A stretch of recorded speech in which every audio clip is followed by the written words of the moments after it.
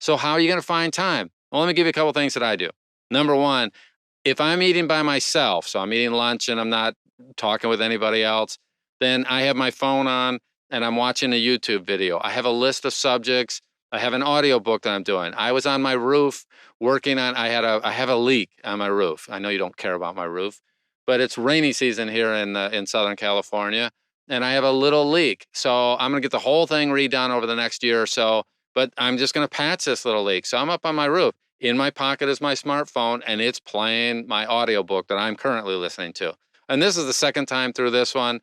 Point being, I don't sit down usually and go, wow, I am just going to sit on my couch and listen to an audiobook. I'm doing it while I'm patching the roof. I'm doing it while I'm driving over to Home Depot to get the stuff to patch my roof. I'm doing it when I'm driving around. I'm doing it while I'm eating breakfast.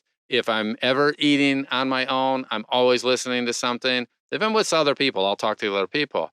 But don't just sit and do, one, don't read the news sites. Okay. For me, I'm a news junkie. I love reading. I love finding out what's going on in the world. But you know what? Maybe I have to cut that back. And I've had that. I've just said to myself, you know what?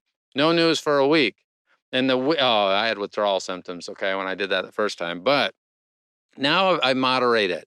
And I just, you know what? I have 5 minutes. I give myself a time frame to say, hey, I want to check in on the news. I'll take 5 minutes and then we'll go from there. When I was younger, by the way, the news came on at 6 o'clock every night when I was a young adult. And so you'd watch the national news every night, like everybody else in the country, because that's the only way we got news back in the old days, with horses and cows and yeah, whatever.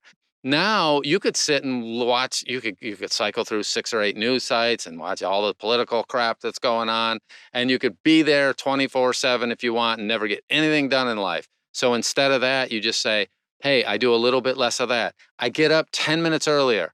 And we're not looking to have hours worth of time because there's this gold thing that happens cumulatively. Find 10 minutes at a time, find 5 minutes at a time, and get your list of things that you want to learn. And don't do this. So I have training classes. Most of you know that. You're sick of hearing about them, but I have some great training classes.